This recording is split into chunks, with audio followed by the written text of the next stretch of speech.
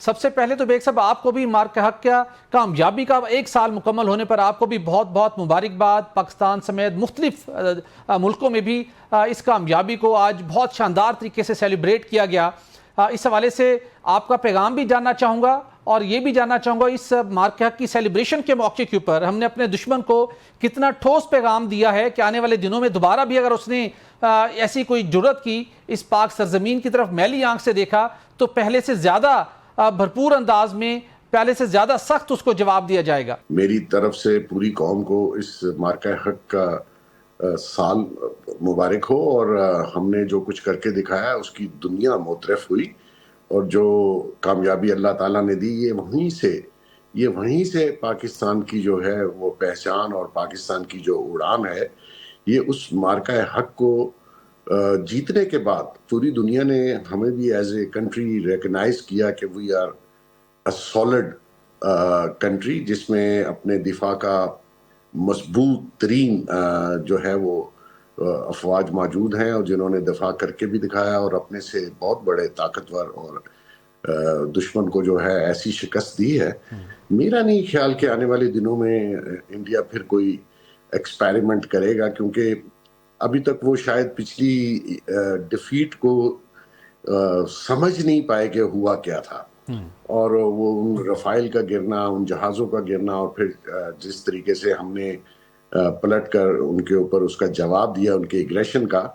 تو وہ اب اگر کبھی اللہ نہ کرے اگر انڈیا نے پھر کبھی یہ سوچ اپنائی تو شاید نیکسٹ ٹائم جو جواب ہوگا وہ اس سے بھی مختلف اور ڈیفرنٹ ہوگا.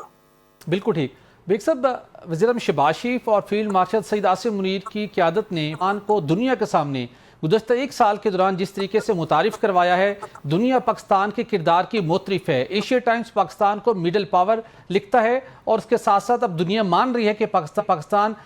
خطے میں نیٹ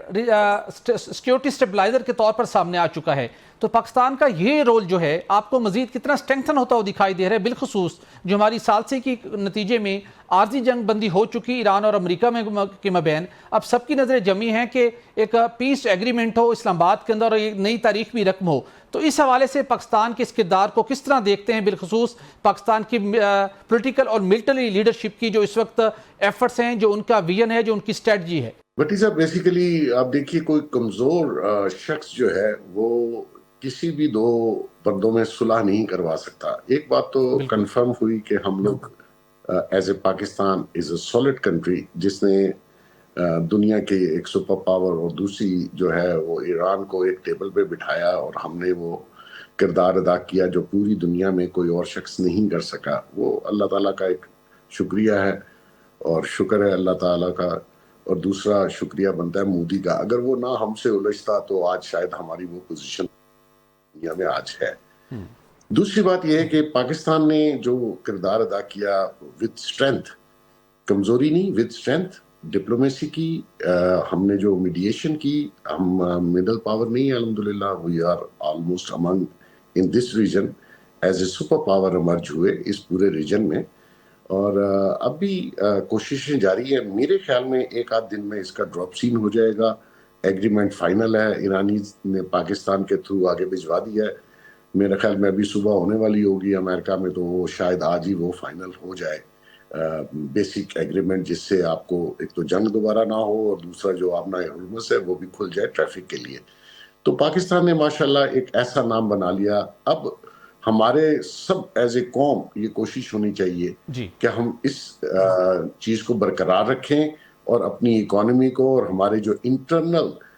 جو رفٹس ہیں اس کو ختم کیا جائے. ملک جس سٹیج پہ آیا ہے وہ پچھلے 78 سال میں نہیں تھا, لہٰذا اب اس کو کنٹینیو کرنا چاہیے بجائے اس کے کہ ہم اس کو دوبارہ ڈیریل کریں, اکانومی کو بھی اور پولیٹیکل اسٹیبلٹی لے آئیں. اور یہ ساری چیزیں جو ہیں وہ ملک کو تھوڑا سا ویک کرتی ہیں. ہمیں فائنینشیل ایشوز ضرور ہیں لیکن وہ اوور کم کیے جا سکتے ہیں اف آپ کے قوم پوری میں اتحاد ہو اور ایک پولیٹیکل اسٹیبلٹی والا ماحول پیدا ہو تو یہ چیزیں بھی اکانومی بھی بہتر ہو سکتی.